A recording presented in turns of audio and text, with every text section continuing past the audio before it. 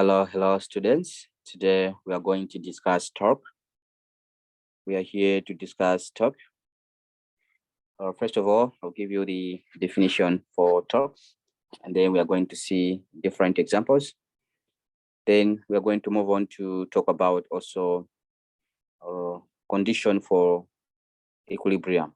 So rotational equilibrium. So we'll talk about rotational equilibrium. Rotational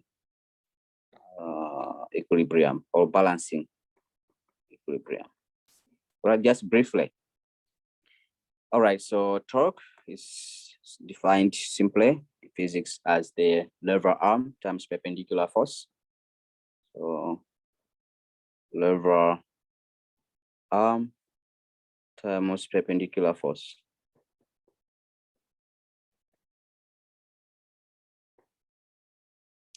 All right, so that's how we define torque, lever arm times perpendicular force. Now, assuming you have, let's think about this is as this is our a boat, a nut or a boat, and then you have. So this is actually what we call a wrench. So you have a wrench here, and you're trying to turn the boat. It's like a stubborn boat here, trying to turn it. You might want to apply a force right here, perpendicular force perpendicular. And the distance between the rotational axis and the point at which you apply the force is the lever arm L. Let me write it down here, L. All right, so that's L there. Then the torque, which is the symbol is just tau. This is the symbol for torque, is a tau. It's like Greek letter for the tau. Tau will be equal to lever arm times force perpendicular. This is the definition of torque in physics. Now, as you can see, the torque is like a turning effect or produces a turning effect. So turning effect. The turning effect would be improved or increased if you have a longer range. So if you try to increase L, you will improve the turning effect because torque is equal to L times F perpendicular. You can also increase the turning effect or the torque by increasing the perpendicular force right here. So you have two options here. Increase the length here, which is a lever arm, but also increase the perpendicular force. That way you can improve the turning effect. In other words, the torque will be increased by doing those. Now, think about how can you sense? How can you sense? How can you feel? Or before that, let's look at an example. Just give me an example. So maybe we can talk about the units. With reference to the diagram I drew before, if the lever arm is equal to 20 centimeters, maybe the range, the length of 20 centimeters. And we have, you're applying a perpendicular force of, let's say, 200 newtons, trying to turn about 200 newtons. Then torque will be lever arm times force perpendicular. And this will be, let's put this in internationally agreed units. The lever arm will be 0.2 meters. I converted this 20 centimeters into meters. Then you multiply that to perpendicular force, that's 200 newtons. That will give you a torque of 40 Newton meters. So this gives you 40 Newton meters. So that will be the torque that will be producing when you have that. As you can see, if you double the distance, you are going to double the torque. For example, let's take the distance of 20 meters. Now double it to maybe 0.4, it's 40 centimeters, 0.40 meters. Then you are going to have your torque will be 0.4 meters times 200 newtons.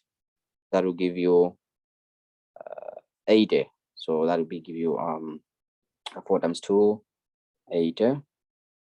So by the way, the Newton meter is very, very important. Yeah.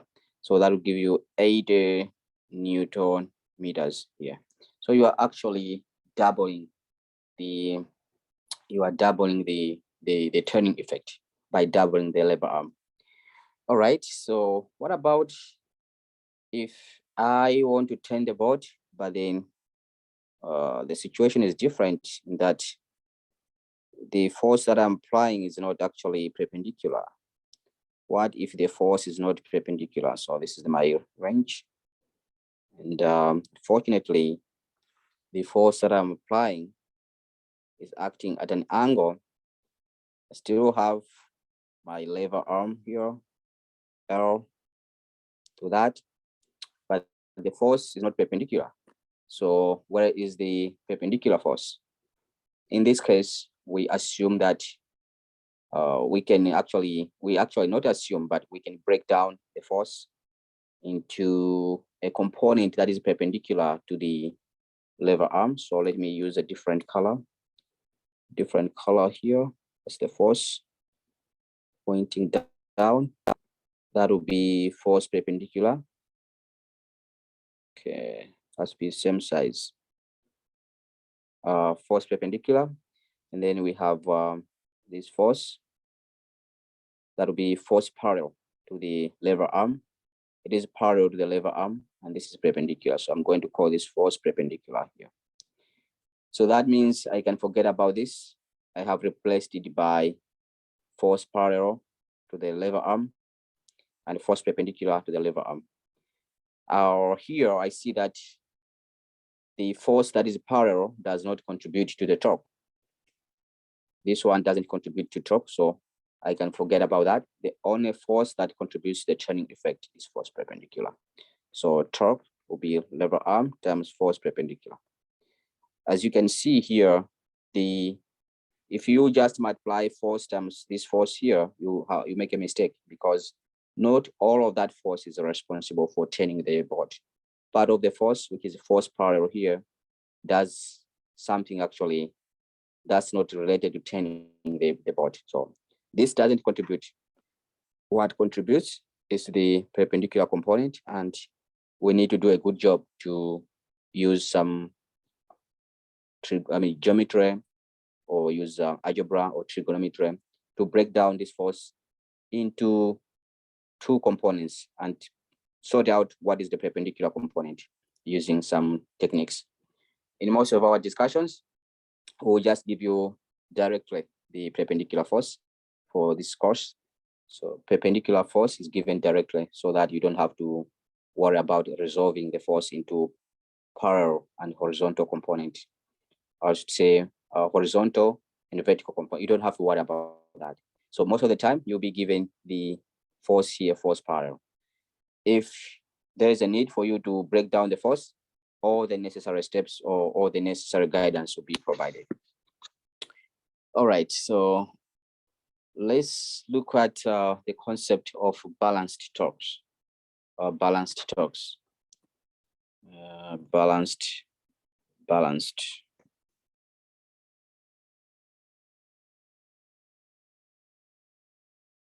So balanced torques. So think about, this is a fulcrum or support. Then I'm going to have a bar, like a ruler here, the way there. Okay. Let me draw it nicely. I think I can use a straight line. Okay. This is like a rod that is at the center there. And another one. Let me see. This is it.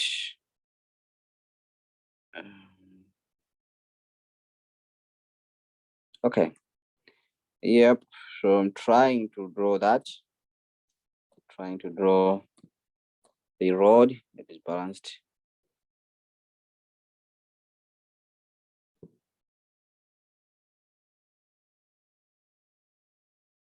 Okay. Well, so the plan is to put some weight, maybe somewhere here, tie some weight, and that is about 500 newtons. So I'll put 500 newtons here. I hope my 500 is clear. Make sure that it's clear enough.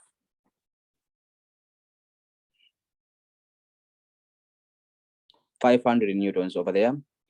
And I would like to put 200 newtons at the very end. So put a weight of 250. So 250 newtons there. And if I tell you that the distance from there to the center, the fulcrum, is 25 centimeters. And the distance from here to here is 50 centimeters. 50 centimeters. Then I may ask you to check if the torques are balanced or not. Do you have balanced torques or not? In other words, I want you to compare the torque that tends to produce counterclockwise rotation and compare that with the torque that tends to produce clockwise rotation. Now, the 500 newtons will tend to spin this one counterclockwise. If I try to calculate this torque, that will be the torque that tends to produce counterclockwise rotation. If I think about the 250 newtons force or weight, this one will tend to spin the system in a clockwise direction, and that will be the torque that produces clockwise rotation right here. So remember, torque is a lever arm times perpendicular force. So here I'll have my lever arm as 0.25 meters multiplied by 500. So 500 newtons. So the torque here will be 125. 125, there's a Newton meter. Remember, this unit is for torque. It's not for energy or work. It's for torque. Now let's compare here. Same thing, lever arm times perpendicular force will be the torque. So what I have here is the 0.50 meters. Then I multiply by 250. That will be the perpendicular force. In that case, I'll have my torque also 125. So we have balanced torques, and therefore there will be some balance here. There will be balancing. So balancing happens when we have the torques being equal. The size of each one is equal. The magnitude, the torque that tends to produce counterclockwise rotation is equal to the torque that tends to produce clockwise rotation. Then we achieve what we call rotational equilibrium. So this has to do with rotational equilibrium is achieved. Rotational equilibrium is achieved. All right, so let's look at an example. I'd like to give you an example in which you should be able to apply the rotational equilibrium. Now, the example has to do with a similar situation. You have the fulcrum or the pivot right here. Right now, we have already balanced the ruler or the rod, but now we want to add some masses to disturb the balancing. Come on. So what I'll do, I'll put 500 weight here. So I'll put 500 here, 500 newtons. Then this distance, I'd like to make it 25 centimeters. And then I'll put somewhere in the middle here, middle between the fulcrum and the end here. Somewhere in the middle, I'll put 250 centimeters, newtons of the weight. So I want to ask you, how much weight should I put here so that I should balance? I should have a balanced situation. I'm looking for the weight right here, but let me give you more information. The distance from here to there is given for you. It is 50 centimeters. And of course, the distance from there to the weight here is halfway. So it would be 25 centimeters. Okay, so the question is, what is the weight there? How much weight should I put right here in order to achieve rotational equilibrium? So remember, we should say the torque that tends to produce counterclockwise rotation must be equal to the torque that tends to produce clockwise rotation. So there will be a torque counterclockwise, and there will be a torque clockwise. So the one that tends to produce counterclockwise rotation is just produced by one weight. So lever arm times perpendicular force, it will give me this. It will give me 0.25 meters. That's the lever arm here. And then times 500 newtons. That must be equal to the torque that tends to produce clockwise rotation. Remember, here we have two weights. The first one is at 0.25 meters, 0.25 meters, and it has a weight of 250. So 250 newtons.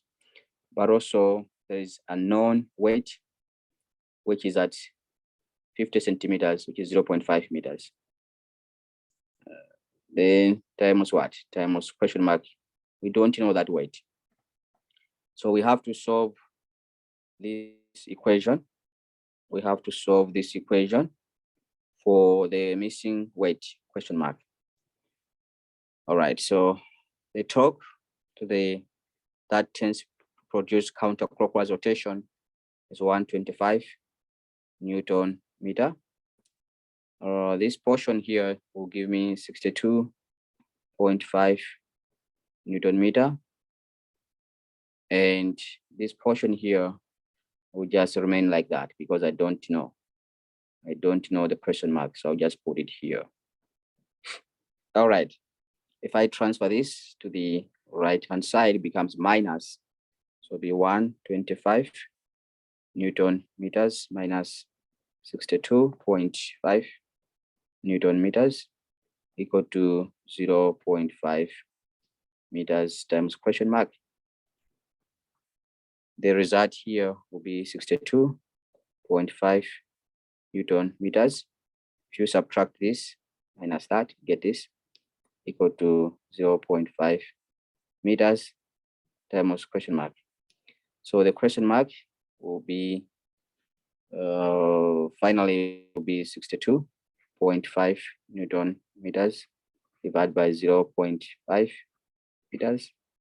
So that the meter counts with the meter, you end up with 125 newtons. So 125 newtons. So the question mark is actually 125 newtons. So we need here 125 newtons in order to achieve rotational equilibrium. In other words, in order to balance. All right, so I will stop here.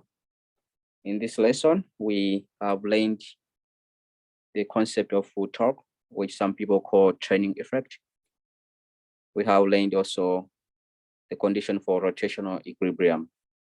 Briefly, we may have to discuss this later, but for now, we just handled a rotational equilibrium in simple cases.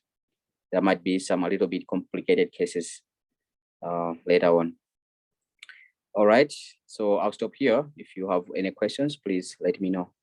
Bye for now.